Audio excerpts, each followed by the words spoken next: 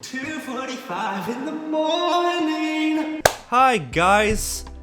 Today we will be reading Mother Tongue, written by Amy Tan.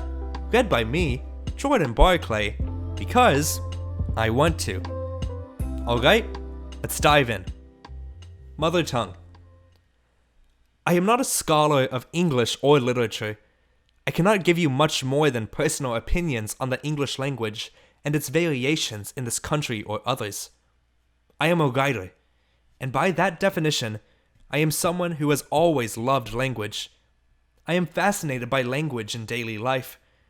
I spend a great deal of my time thinking about the power of language, the way it can evoke an emotion, a visual image, a complex idea, or a simple truth.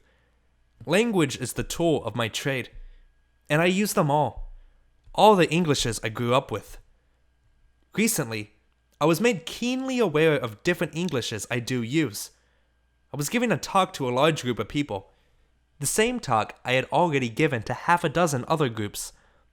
The nature of the talk was about my writing, my life, and my book, The Joy Luck Club. The talk was going along well enough, until I remember one major difference that made the whole talk sound wrong. My mother was in the room, and it was perhaps the first time she had heard me give a lengthy speech, using the kind of English I have never used with her. I was saying things like, the intersection of memory upon imagination, and there is an aspect of my fiction that relates to thus and thus. A speech filled with carefully wrought grammatical phrases, burdened, it suddenly seemed to me, with normalized forms, past perfect tenses, conditional phrases, all the forms of standard English that I had learned in school and through books, the forms of English I did not use at home with my mother. Just last week, I was walking down the street with my mother, and I again found myself conscious of the English I was using, the English I do use with her. We were talking about the price of new and used furniture, and I heard myself saying this: not waste money that way.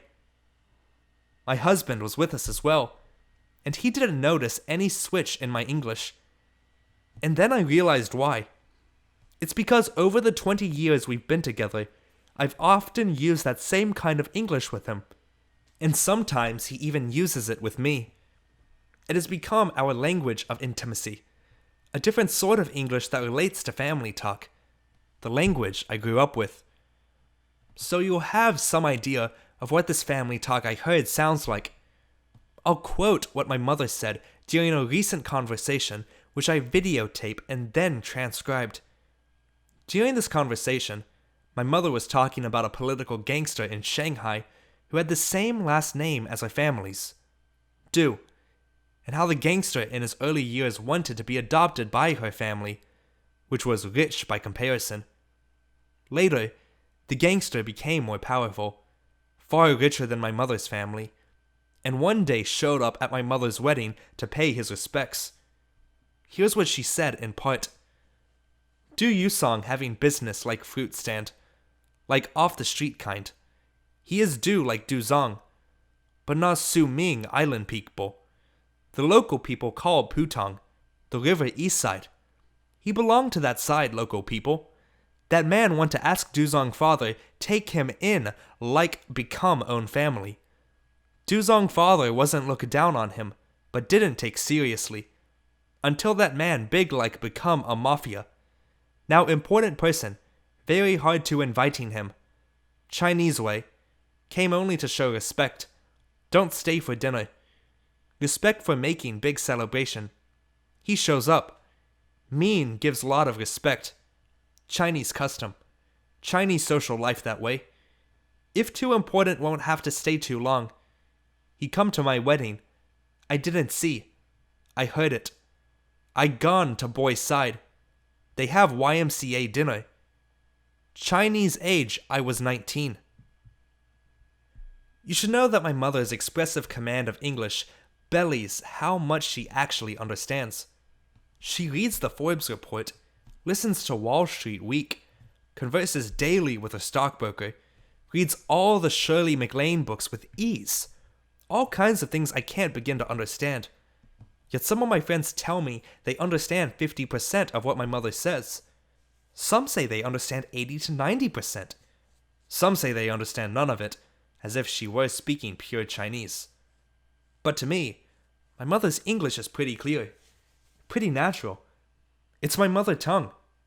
Her language, as I hear it, is vivid, direct, full of observation and imagery. It was the language that helped shape the way I see things, express things, and made sense of the world.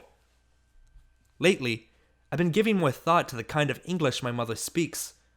Like others, I have described it to people as broken or fractured English, but I wince when I say that. It has always bothered me that I can think of no way to describe it other than broken, as if it were damaged and needed to be fixed, as if it lacked certain wholeness and soundness. I've heard other terms used, limited English, for example, but they seem just as bad, as if everything is limited, including people's perceptions of the limited English speaker. I know this for a fact, because when I was growing up, my mother's limited English limited my perception of her. I was ashamed of her English. I believed that her English reflected the quality of what she had to say, that is, because she expressed them imperfectly, her thoughts were imperfect. And I had plenty of empirical evidence to support me. The fact that people in department stores, at banks, and at restaurants did not take her seriously, did not give her a good service, pretended not to understand her, or even acted as if they did not hear her. My mother has long realized the limitations of her English as well. When I was 15, she used to have me call people on the phone to pretend I was she. In this guise, I was forced to ask for information or even to complain and yell at people who had been rude to her. One time, it was a call to her stockbroker in New York. She had cashed out her small portfolio, and it just so happened we were going to New York the next week, our very first trip outside California. I had to get on the phone and say in an adolescent voice that was not very convincing, "This is Mrs. Tan." And my mother was standing in the back whispering loudly, "Why he don't send me check, already 2 weeks late. So mad he lied to me, losing me money." And then I said in perfect English, "Yes, I'm getting rather concerned.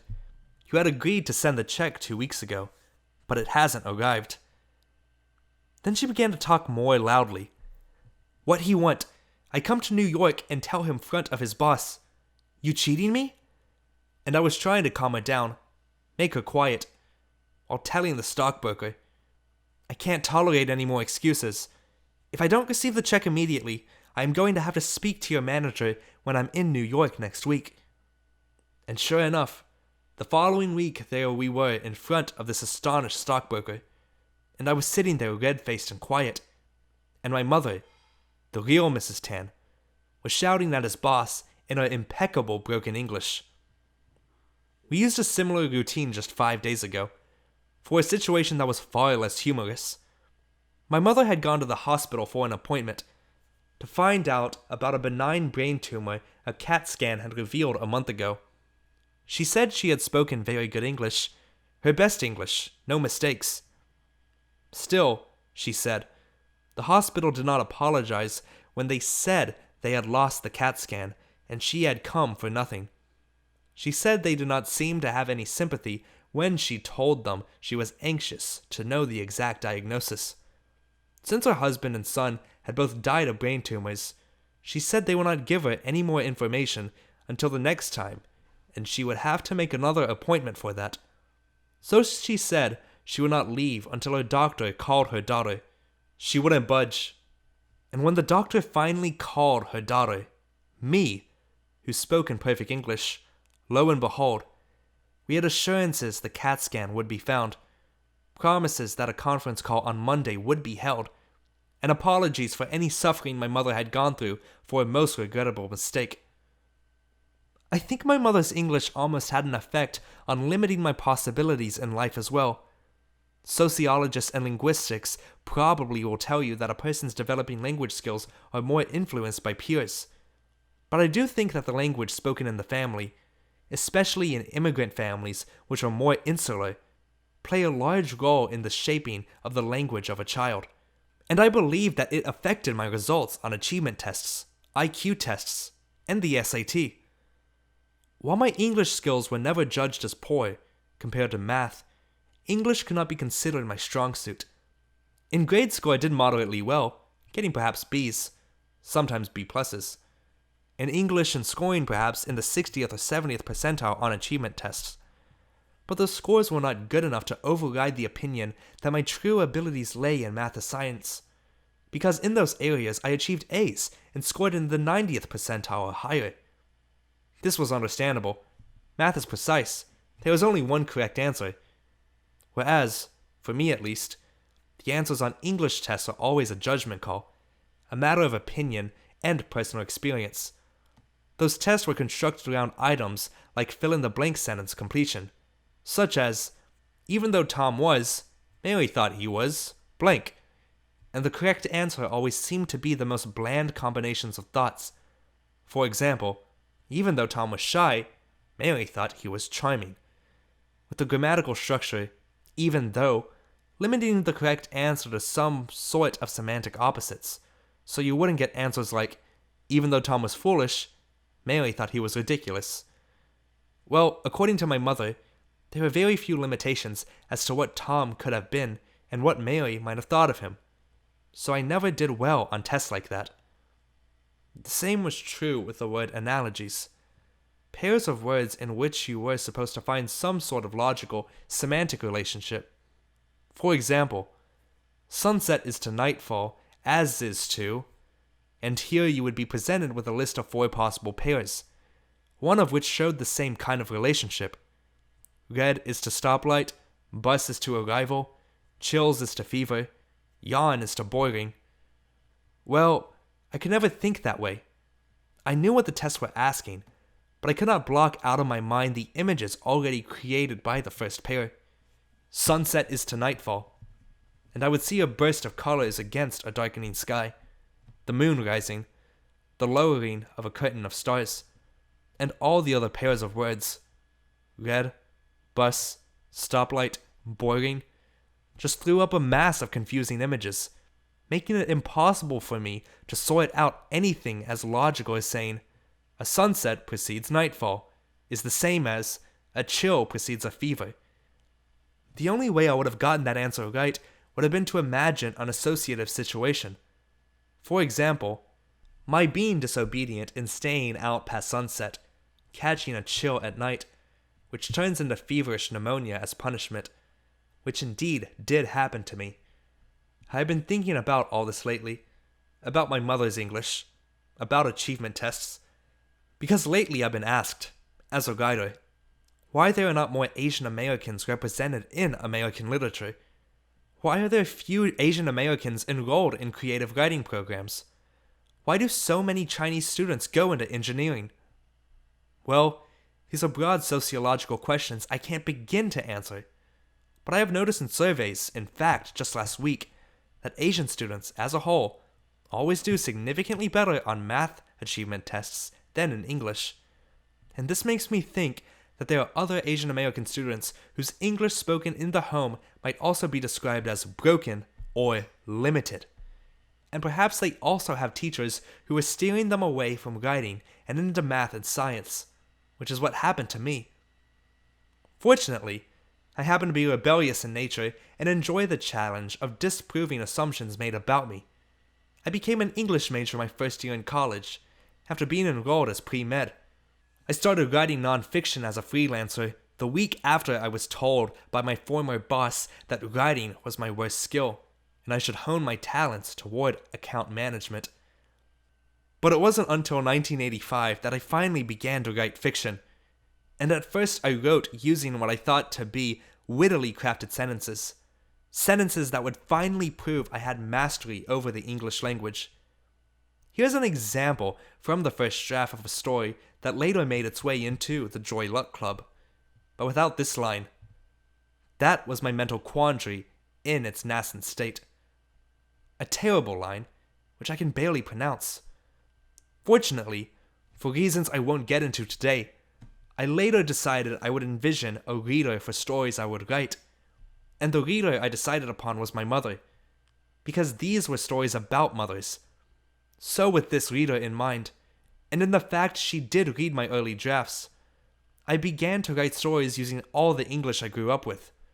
The English I spoke to with my mother, which for lack of a better term might be described as simple. The English she used with me, which for lack of a better term might be described as broken. My translation of her Chinese, which would certainly be described as watered down. And what I imagined to be her translation of her Chinese if she could speak it in perfect English, her internal language. And for that I sought to preserve the essence, but neither an English nor a Chinese structure. I wanted to capture what language ability tests can never reveal: her intent, her passion, her imagery, the rhythms of her speech, and the nature of her thoughts. Apart from what any critic had to say about my writing, I knew I had succeeded where it counted when my mother finished reading my book and gave me her verdict. So easy to read. End of Mother Tongue, written by Amy Tan. This has been an audio recording by me, Jordan Barclay, just doing this because I want to. If you enjoyed the production of this audiobook, feel free to hit a like. I'd appreciate it. If you have any requests on what I should read next, comment below, and I'll see if I can get to it as soon as possible. And if you want to be updated on these audio recordings, be sure to hit that subscribe button and ring the bell for notifications. Alright, this has been fun. I'll see you with another short story very soon. Until then, I'm out. Peace!